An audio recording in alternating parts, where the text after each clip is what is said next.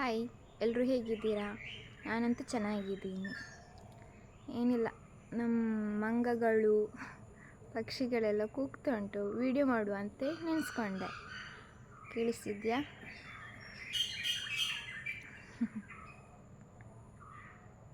ಥರ ಮತ್ತು ಕಾಡು ಕೋಳಿ ಕೂಡ ಬರುತ್ತೆ. ಅದು ಬರುವಾಗ ನಂಗೆ ವಿಡಿಯೋ ಮಾಡಲಿಕ್ಕಾಗಲಿಲ್ಲ. ನನಗೆ ಯೂಟ್ಯೂಬ್ಗೆ ಎಂಥ ಕಂಟೆಂಟ್ ಮಾಡಬೇಕಂತಲೇ ಗೊತ್ತಾಗ್ತಿಲ್ಲ.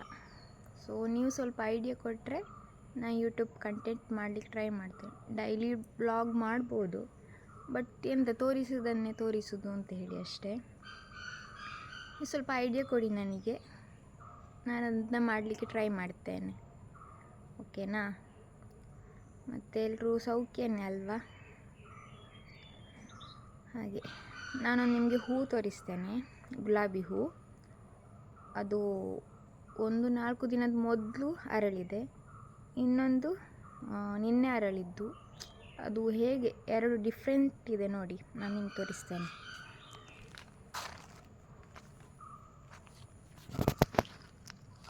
ಅರಳುವಾಗ ಈ ಥರ ಇರುತ್ತೆ ನೋಡಿ, ಆಯಿತಾ? ಅದು 3-4 ದಿನ ಆದಮೇಲೆ ಹೀಗೆ ಆಗುತ್ತೆ. ಒಂದೇ ಗಿಡ, 2 ಡಿಫ್ರೆಂಟ್. ಚಂದ ಉಂಟಲ್ಲ?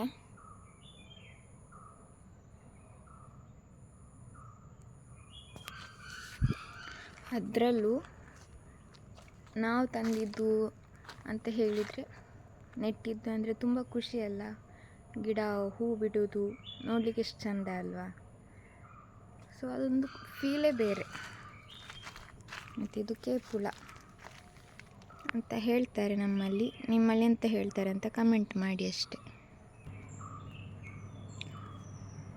ಇದು ಹೂ ನನ್ನ ದೊಡ್ಡಮ್ಮನ ಮನೆಯಿಂದ ತೊಗೊಂಬಂದಿತ್ತು. ಅದರಲ್ಲಿ 4 ತೊಗೊಂಬಂದಿದ್ದೆ, ಆಯಿತಾ? 4ರಲ್ಲಿ ಒಂದೇ ಉಳಿದಿದೆ. ಎಂಥ ಪ್ರಾಬ್ಲಮ್ ಆಯಿತು ಗೊತ್ತಿಲ್ಲ, ಎಲ್ಲ ಸತ್ತೋಯ್ತು. ತೋರಿಸ್ತೀನಿ ಇರಿ. ಇದು ನೋಡಿ, ಇದೊಂದೇ ಉಳಿದಿರೋದು ಈಗ. ಇದು ಲಿಂಬೆ ಹಣ್ಣಿನ ಗಿಡನ ಇಲ್ಲ ಆರೆಂಜ್ ಗಿಡನಂತ ಗೊತ್ತಿಲ್ಲ, ಅದಾದಮೇಲೆ ಗೊತ್ತಾಗಬೇಕಷ್ಟೆ. ಮತ್ತು ಅಲ್ಲಿ ಮೆಣಸಿನ ಗಿಡ ಹಾಕಿದ್ದೀನಿ. ಇದು ತಾವರೆ ಅಲ್ಲ, ವಾಟರ್ ಲಿಲ್ಲಿ. ತಾವರೆ ಅಂತಲೇ ಹೇಳ್ತಾರಲ್ವ. ಟೊಮೆಟೊ ಗಿಡ, ಮತ್ತು ಇದು ಮೆಣಸಿನ್ಕಾಯಿ ಗಿಡ.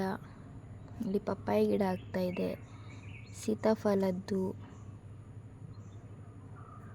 ಎಲ್ಲ ದೊಡ್ಡ ಆದಮೇಲೆ ನಾನು ತೋರಿಸ್ತೀನಿ. ಇದು 4ರಲ್ಲಿ 1 ಉಳಿದಿದೆ ಅಷ್ಟೆ. ಇನ್ನೆಂತಾಗ್ತದೆ ಗೊತ್ತಿಲ್ಲ, ನೋಡುವ. ಅದು ಕೊತ್ತಂಬರಿಗೆ ಹಾಕಿದ್ದು ಸತ್ತೇ ಹೋಯಿತು. ಮತ್ತು ನೀವು ಯಾವ ಥರ ಎಲ್ಲ ಕೃಷಿ ಮಾಡ್ತಿದ್ರಿ ಅಂತ ಹೇಳಿ ನಂಗೆ ಕಮೆಂಟ್ ಮಾಡಿ, ಆಯಿತಾ? ಸರಿ, ಮುಂದಿನ ವೀಡಿಯೋದಲ್ಲಿ ಸಿಗ್ತೇನೆ. ಬಾಯ್.